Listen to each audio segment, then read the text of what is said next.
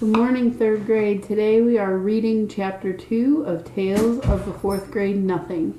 This is called Mr. and Mrs. Juicio. One night, my father came home from the office all excited. He had told us Mr. and Mrs. Yarby were coming to New York. He's the president of the Juicio Company. He lives in Chicago. I wondered if he'd bring my father another crate of Juicio. If he did, I'd probably be drinking it for the rest of my life. Just thinking about it was enough to make my stomach hurt. My father said he invited Mr. and Mrs. Yarby to stay with us. My mother wanted to know why they couldn't stay at a hotel like most people who come to New York. My father said they could, but he didn't want them to. He thought they'd be more comfortable staying with us. My mother said that was about the silliest thing she'd ever heard. But she fixed up Fudge's bedroom for our guests. She put fancy sheets and a brand new blanket on the hide-a-bed. That's a sofa that opens up into a bed at night. It's in Fudge's room because that used to be our den. Before he was born, we watched TV in there, and lots of times Grandma slept over on the hide-a-bed. Now we watch TV right in the living room, and Grandma doesn't sleep over very often. My mother moved Fudge's crib into my room. He's going to get a regular bed when he's 3, my mother says. There are a lot of reasons I don't like to sleep in the same room as Fudge. I found out that 2 months ago when my bedroom was being painted. I had to sleep in Fudge's room for 3 nights because the paint smell made me cough. For one thing, he talks in his sleep. And if a person didn't know better, a person could get scared. Another thing then is that slurping noise he makes. It's true that I like to hear it when I'm awake, but when I'm trying to fall asleep, I like things very quiet. When I complained about having to sleep with Fudge, my mother said, "It's just for 2 nights, Peter." "I'll sleep in the living room," I suggested, "on the sofa, or even a chair." "No," my mother said, "you will sleep in your bedroom in your own bed." There was no point in arguing. Mom wasn't going to change her mind. She spent the day in the kitchen. She really cooked up a storm. She used so many pots and pans, Fudge didn't have any left to bang together, and that's one of his favorite pastimes, banging pots and pans together. A person can get an awful headache listening to that racket. Right after lunch, my mother opened up the dinner table. We don't have a separate dining room. When we have company for dinner, we eat in the one end of the living room. When Mom finished setting the table, she put a silver bowl filled with flowers right in the middle. I said, "Hey, Mom, it looks like you're expecting the president or something." "Very funny, Peter," my mother answered. Sometimes my mother laughs like crazy at my jokes. Other times she pretends not to get them. And then there are times when I know she gets them, but she doesn't seem to like them. This was one of those times. She decided no more jokes until after dinner. I went to Jimmy Fargo's for the afternoon. I came home at 4 o'clock. I found my mother standing over the dinner table mumbling. Fudge was on the floor playing with my mother's socks. I'm not sure why he likes socks so much, but if you give him a few pairs, he'll play quietly for an hour. I said, "Hi, Mom, I'm home." "I'm missing 2 flowers, my mother said. "I'm missing 2 flowers, my mother said. I don't know how she noticed that 2 flowers were missing from her silver bowl, because there were at least a dozen of them left. But sure enough, when I checked, I saw 2 stems with nothing on them. "Don't look at me, Mom," I said. "What would I do with 2 measly flowers?" So we both looked at Fudge. "Did you take Mommy's pretty flowers?" my mother asked him. "No take," Fudge said. He was chewing on something. "What's in your mouth?" my mother asked. Fudge didn't answer. "Show Mommy." "No show," Fudge said. "Oh, yes." My mother picked him up and forced his mouth open. She fished out a rose petal. "What did you do with Mommy's flowers?" She raised her voice. She was really getting upset now. Fudge laughed. "Tell Mommy." "Yum," Fudge said. "Yummy, yummy, yummy." "Oh, no," my mother cried, rushing to the phone. She called Dr. Cone. She told him that Fudge ate 2 flowers.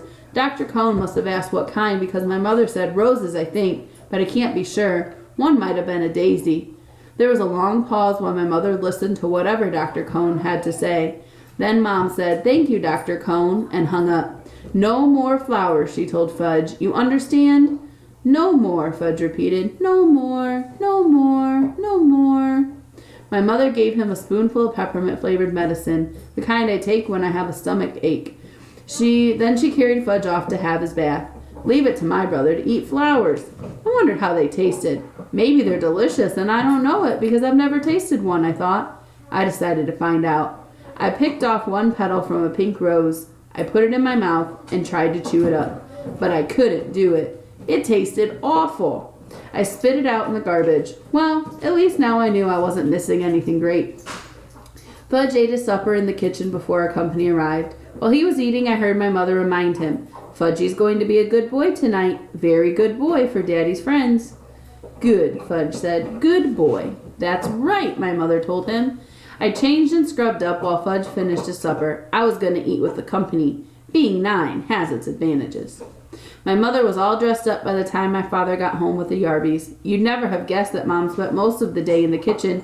You'd also never have guessed that Fudge ate 2 flowers. He was feeling fine. He even smelled nice, like baby powder. Mrs. Yarby picked him up right away. I knew she would. She looked like a grandma. That type always makes a big deal out of Fudge. She walked in the living room cuddling him. Then she sat down on the sofa and bounced him around on her lap. "Isn't he the cutest little boy?" Mrs. Yarby said. "I just love babies." She gave him a big kiss on the top of his head. I kept waiting for somebody to tell her Fudge was no baby, but no one did. My father carried the Yarby suitcases into Fudge's room. When I came back, he introduced me to our company. "This is our older son, Peter," he said to the Yarbys. "I'm 9 and in 4th grade," I told them. "How do, Peter?" Mr. Yarby said. Mrs. Yarby just gave me a nod. She was still busy with Fudge. "I have a surprise for you, this dear little boy."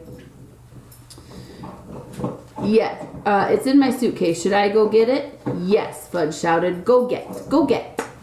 Mrs. Yarby laughed as if it was the best joke she had ever heard. "I'll be right back," she told Fudge. She put him down and ran off to find her suitcase. She came back carrying a present tied up with a red ribbon. "Ooh," Fudge cried, opening his eyes wide. "Goody!" And he clapped his hands. Mrs. Yarby helped him unwrap his surprise. It was a wind-up train that made a lot of noise. Every time it bumped into something, it turned around and went the other way. Fudge liked it a lot. He likes anything that's noisy. I said, "That's a nice train." Mrs. Yarby turned to me. "Oh, I have something for you too. Peter," I reminded her. "My name is Peter." "Yes, well, I'll go get it."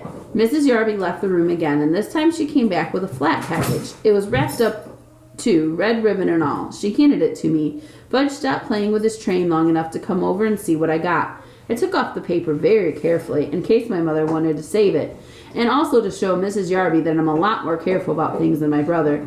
I'm not sure she noticed. My present turned out to be a big picture dictionary, the kind I liked when I was about 4 years old. My old one is in Fudge's bookcase now. "I don't know much about big boys," Miss Yarby said, "but the lady at the store said a nice book would be a good idea."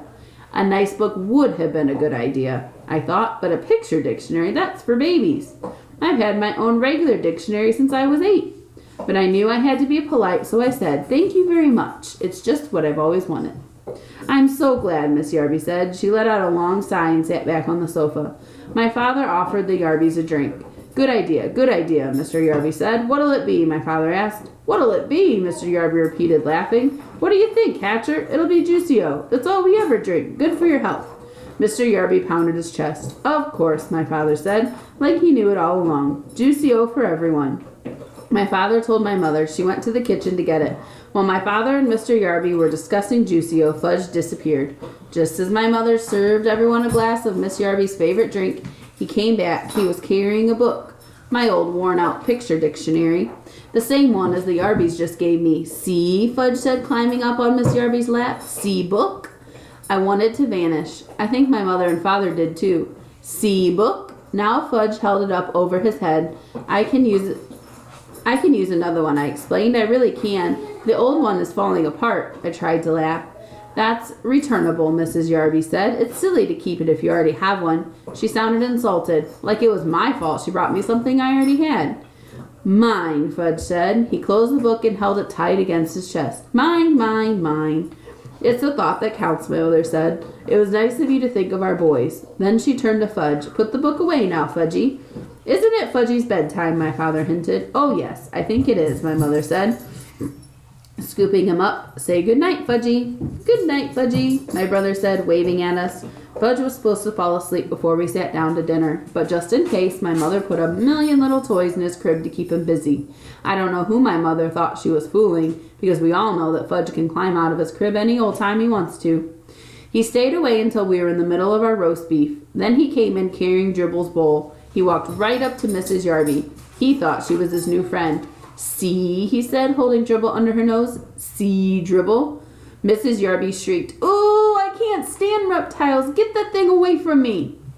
Fudge looked disappointed, so she showed Dribble to Mr. Yarby. "See," he said.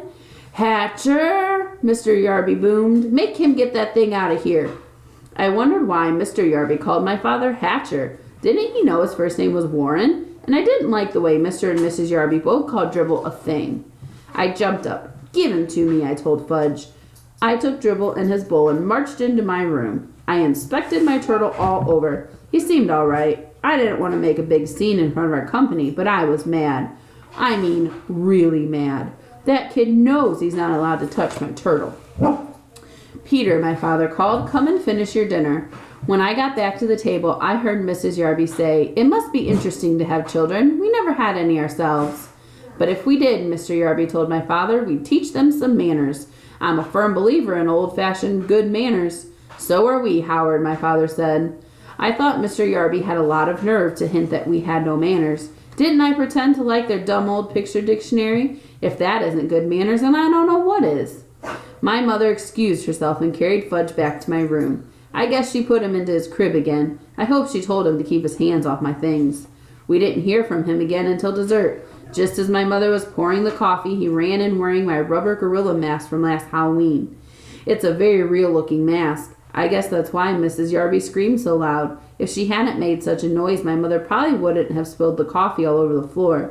My father grabbed Fudgy and pulled the gorilla mask off him. "That's not funny, Fudge," he said. "Funny," Fudge laughed. "Funny, funny, funny, Fudgy." "Yes, sir, Hatcher," Mr. Yarby said. "Old-fashioned manners."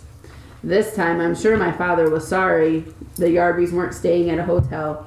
I finally got to bed at 10. Fudge was in his crib slurping away. I thought I'd never fall asleep, but I guess I did. I woke up once when Fudge started babbling. He said, "Boo ma mum mum ha ba," whatever that means. I didn't even get scared. I whispered, "Shut up," and he did. Early the next morning, I felt something funny on my arm. At first, I didn't wake up. I just felt this little tickle. I thought it was part of my dream. But then I had the feeling someone was staring at me, so I opened my eyes. Fudge was standing over me and Dribble was crawling around on my arm. I guess Fudge could tell I was about ready to kill him because he bent down and kissed me. That's what he does when my mother's angry with him. He thinks nobody can resist him when he makes himself so lovable, and a lot of times it works with my mom, but not with me. I jumped up, put Dribble back in his bowl, and smacked Fudge on the backside. Hard. He hollered. My father came running into the room. He was still in his pajamas. He whispered, "What's going on in here?" I pointed at Fudge and he pointed at me. My father picked up my brother and carried him off. "Go back to sleep, Peter. It's only 6 o'clock in the morning." I fell asleep after an hour, then woke up to an awful noise. It was Fudge playing with his new train. It woke up everybody, including the Yarbys. But this time there was nobody they could blame. They were the ones who gave Fudge the train in the first place. Breakfast was a very quiet affair. Nobody had much to say. Mr. Yarby drank 2 glasses of Juicio. Then he told my father that he and Miss Yarby had their suitcases packed. They were leaving for a hotel as soon as breakfast was over. My father said he understood, that the apartment was too small for so many people. My mother didn't say anything. When Mr. Yarby went to Fudge's bedroom to pick up his suitcase, his voice boomed, "Hatcher!" My father ran toward the bedroom. My mother and Mrs. Yarby followed him. I followed them. When we got there, we saw Fudge sitting on the Yarby suitcase. He had decorated it with about 100 green stamps, the kind my mother gets at the supermarket. "See," Fudge said. "See, pretty." He laughed. Nobody else did. Then he licked the last green stamp and stuck it right in the middle of the suitcase. "All gone," Fudge sang, holding his hands. It took my mother half an hour to peel off her trading stamps and clean up the Yarby suitcase. The next week, my father came home from the office and collected all the cans of Juicio in our house. He dumped them in the garbage. My mother felt bad that my father had lost such an important account, but my father told her not to worry. Juicio wasn't selling very well at the stores. Nobody seemed to like the combination of oranges, grapefruits, pineapples, pears, and bananas. "You know, Dad," I said, "I only drank Juicio to be polite. I really hated it." "You know something funny, Peter?" my father said. "I thought it was pretty bad myself." All right, that was chapter 2. Be looking for an assignment that I'm going to post that goes along with this. There'll be some questions for you to answer.